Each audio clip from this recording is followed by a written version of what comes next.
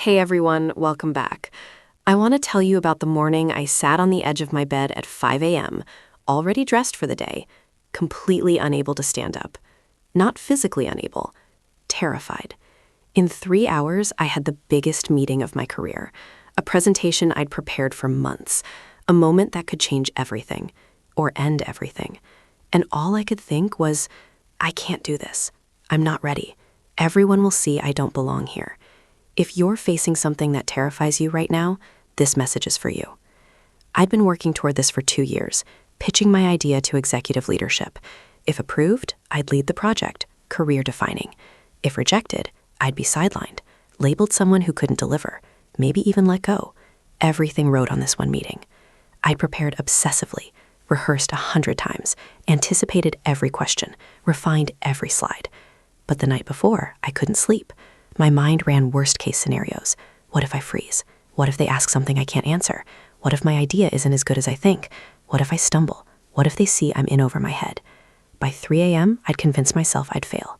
The fear was so overwhelming I considered calling in sick, faking an emergency, anything to avoid that room. But too much was riding on it, too many people counting on me.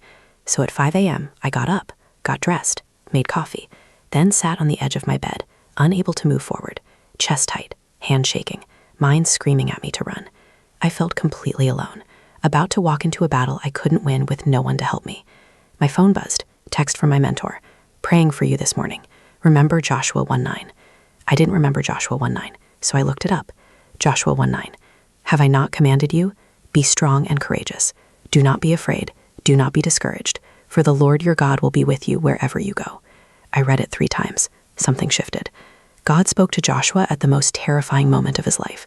Moses, Israel's greatest leader, had just died. God told Joshua, now you're in charge. Lead millions into enemy territory to conquer a land full of giants. Talk about pressure. Joshua must have felt exactly what I felt. I can't do this. I'm not Moses. I'm not ready. This is too big. But God didn't say, don't worry, it'll be easy. He commanded, be strong and courageous. Do not be afraid. Not a suggestion, a command. Not try to feel strong or hope you're not afraid. Be strong. Be courageous. Then the reason, for the Lord your God will be with you wherever you go. Joshua wasn't going alone. Neither was I. God was with me, not watching from a distance, but with me, in the room, in the moment. That didn't make fear disappear, but it changed everything. I didn't have to be strong enough on my own, because I wasn't on my own. I texted back, thank you, I needed that. His response, you're not alone in there. He's with you. Now go show them what he's given you. I stood up, put on my shoes, grabbed my laptop, drove to the office. Fear was still there, hands still shaking, but I wasn't sitting on the bed anymore. I was moving forward. I got to the office early, sat in my car praying, honest prayers. God, I'm terrified. I don't feel ready. I need you with me, like you promised Joshua. I read Joshua 1:9 out loud 5 times, like a truth I was choosing to believe even though my emotions screamed otherwise. Then I went inside. The conference room was intimidating. Long table, executives, CEO at the head, everyone waiting. I set up. Before starting, I thought, God, you're in here with me. You commanded me not to be afraid, so I'm choosing courage right now. I started the presentation. Something incredible happened. The words came. Confidence came. Not because I suddenly felt brave, but because I was leaning on something bigger than my strength. I answered questions I didn't know I knew, pushed back when challenged, stayed calm when I'd normally panic. It wasn't me. It was God with me, exactly like he promised. At the end, the CEO nodded. This is exactly what we need. When can you start? They approved it, fully funded. I was leading it. Walking out, I didn't feel triumphant. I felt grateful.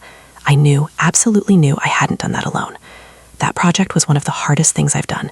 6 months of challenges, setbacks, moments I wanted to quit. But every time I felt overwhelmed, I'd return to Joshua 1:9. Be strong and courageous. Not because I felt strong, because God commanded it.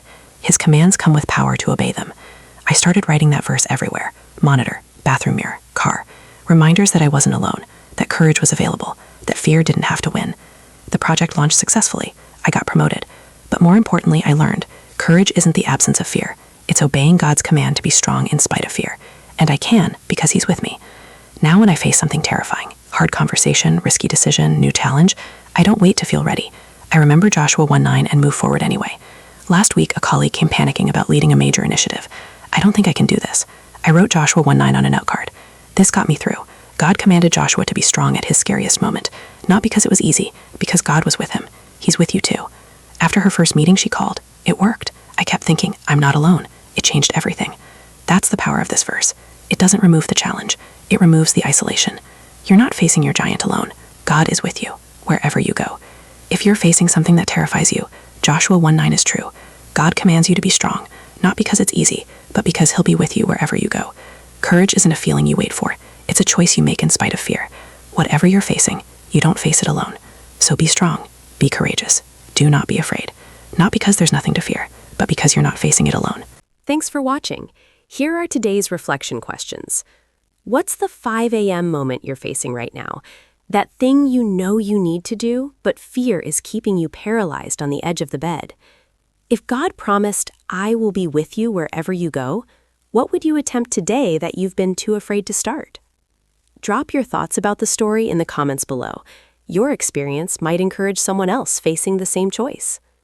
If this resonated with you, hit that like button, share this with someone who needs to hear it, and subscribe for more stories of faith and courage when you need them most.